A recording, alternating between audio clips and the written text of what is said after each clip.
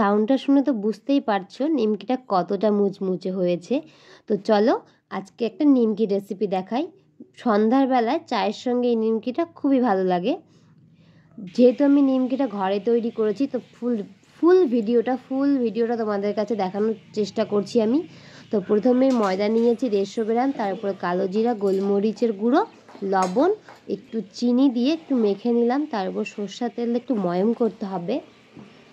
যেহেতু এটা নিমকি তৈরি করছি তো তার জন্য ময়ম করাটা ভীষণ ইম্পর্টেন্ট, নাহলে মুচমুচে হবে না। তো ময়ম করতে হবে খুব ভালো মতন অনেকক্ষণ সময় ধরে। তো আমার মোটামুটি ময়ম করা হয়ে গেছে।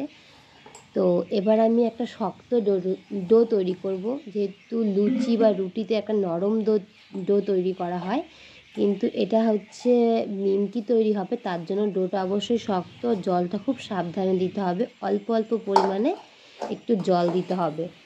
জলটা দিয়ে ডোটা কমপ্লিট করে 10 মিনিট, মিনিমাম 10 মিনিটের জন্য রেস্টে রেখে দিতেই হবে।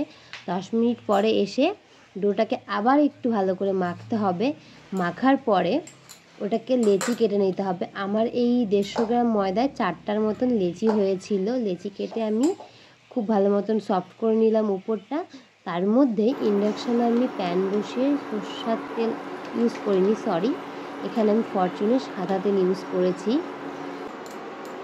এবার আমি নিমকির জন্য ডোটাকে একটু রুটির মতো তৈরি করে নেব। অবশ্যই এটা তৈরি করার সময় কোনো রকম আটা বা ময়দা বা তেল ইউজ করা যাবে না, প্লেন বেলতে হবে। আর এটা নিমকির মতো কাটার জন্য চাকু দিয়ে হয়ে যাবে। তো চাকু দিয়ে নিমকির মতো সুন্দর করে কেটে নিতে হবে। ওদিকে তেল গরম হয়ে গেছে, তো তেলের মধ্যে আমি নিমকিগুলো উঠিয়ে দিয়েছি।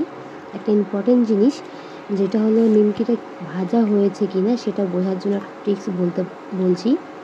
নিমকিটা দেখবে যখন ভাজবে তখন হচ্ছে তেলের উপরে থাকবে, যখন ভাজাটা কমপ্লিট হয়ে যাবে সম্পূর্ণ নিমকিটা তেলের নিচে চলে যাবে, মানে তেলের থেকে নিচে বসে যাবে। তো সেই মুহূর্তে নিমকিটাকে উঠিয়ে নিতে হবে। এই পর্যায়ে মোটামুটি আমার নিমকি ভাজা হয়ে গেছে, এই যে আমি উঠিয়ে নিয়েছি, এটা প্রথমবার। তো নিমকি আমার ভাজা হয়ে গেছে, আমি একটা প্লেটে উঠিয়ে নিচ্ছি। সেকেন্ডবার একটা জিনিস দেখাচ্ছি, দেখো পিঁড়ির থেকে কী করে নিমকিটা উঠাতে হবে।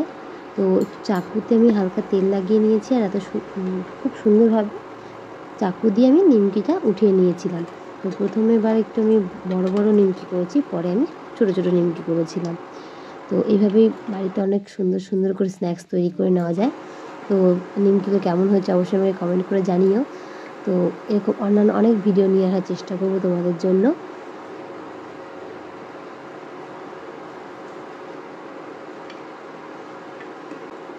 এক এক করে আমার 4টা দইয়ের নিমকি তৈরি করা হয়ে গেছে।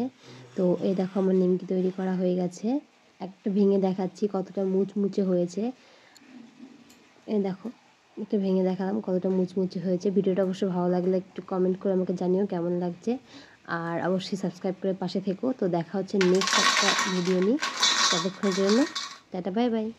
হ্যাঁ, যারা নতুন আছে প্লিজ সাবস্ক্রাইব করে পাশে থাকা বেল আইকনটা অবশ্যই প্রেস